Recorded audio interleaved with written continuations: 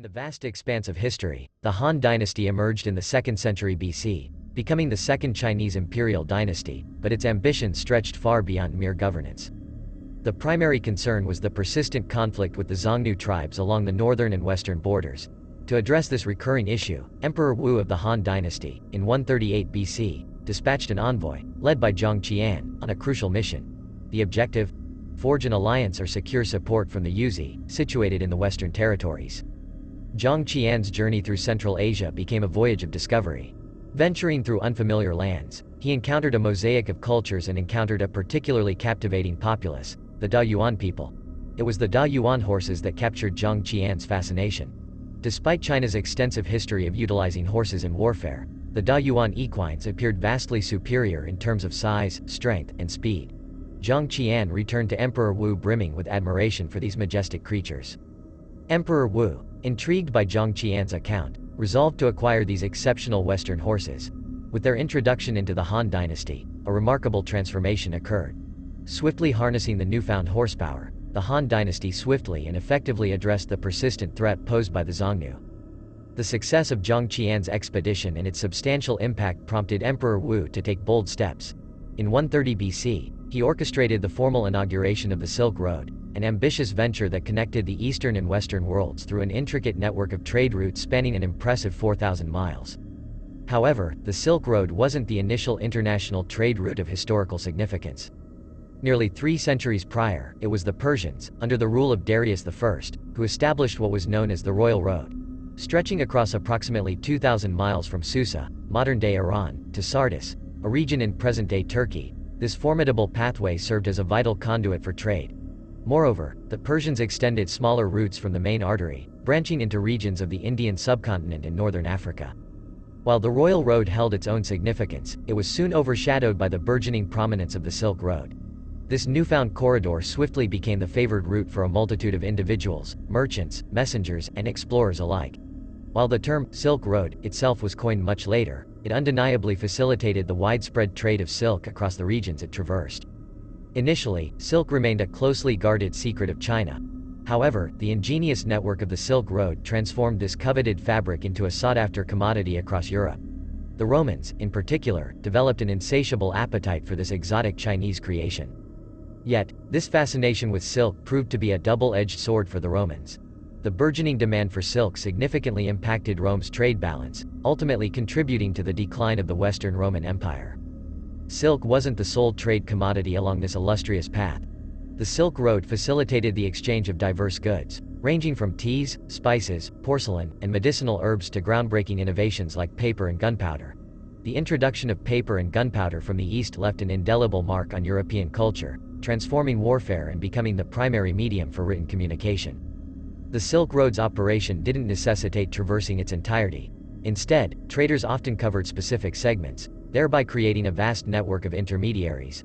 Along the routes, inns and resting places flourished, accommodating the needs of the common caravan. However, the less savory aspect included the emergence of highwaymen, taking advantage of the trade caravans. In the annals of Silk Road history, Marco Polo emerges as a legendary figure. Embarking on a momentous journey alongside his father at the tender age of 17, Marco Polo traversed the Silk Road.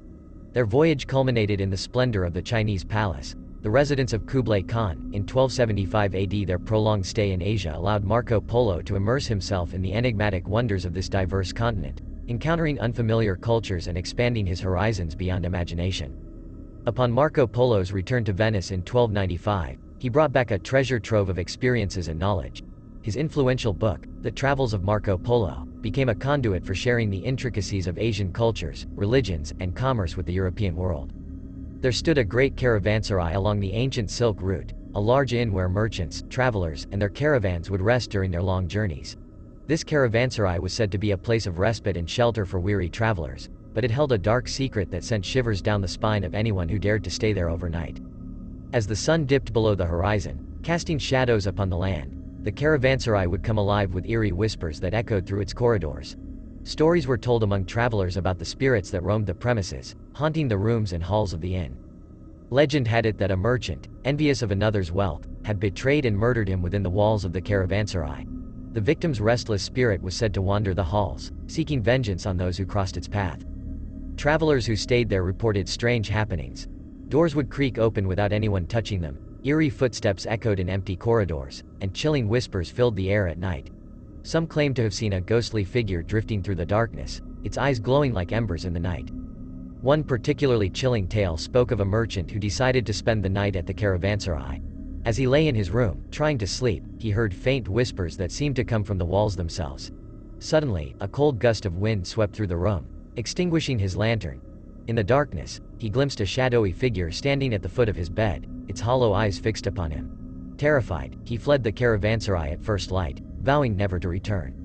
Despite its terrifying reputation, some brave souls dared to spend the night, hoping to uncover the truth behind the haunting.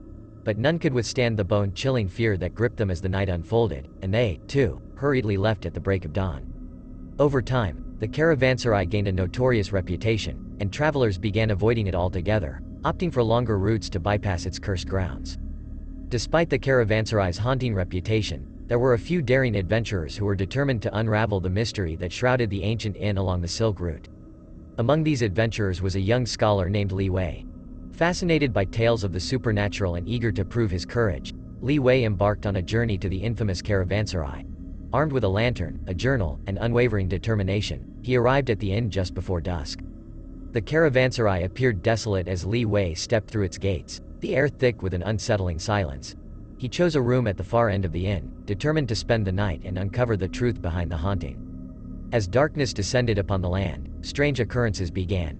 Faint whispers drifted through the corridors, and the flickering light of Li Wei's lantern cast eerie shadows on the walls. But the young scholar remained resolute, determined to face whatever awaited him. Hours passed, and the inn was enveloped in an ominous stillness. Just when Li Wei thought the night would pass without incident, a chilling wind swept through the room, extinguishing his lantern. Panic surged within him as the darkness enveloped everything. Suddenly, a soft glow emanated from the corner of the room. The young scholar's heart raced as he witnessed a ghostly figure materialize before him. It was the apparition of a man, his form translucent, yet his eyes gleaming with an otherworldly intensity. Despite his fear, Li Wei summoned his courage and spoke. "Who are you? Why do you haunt this place?" The ghostly figure remained silent for a moment before finally speaking, its voice a haunting echo. "I am the spirit of a merchant betrayed and murdered within these walls. My restless soul seeks justice and release from this eternal torment." Li Wei listened intently as the spirit recounted the tale of treachery and deceit that had led to his demise. The merchant had been lured to the caravanserai by a trusted companion, only to meet his tragic end at the hands of greed and envy. Filled with compassion, Li Wei vowed to help the tormented spirit find peace. He promised to uncover the truth and bring justice to the restless soul. The ghostly figure's eyes softened with gratitude as it slowly faded away into the darkness, leaving behind an ethereal presence that lingered in the air. Determined to fulfill his promise, Li Wei spent days researching historical records and speaking to locals, piecing together the events of the past.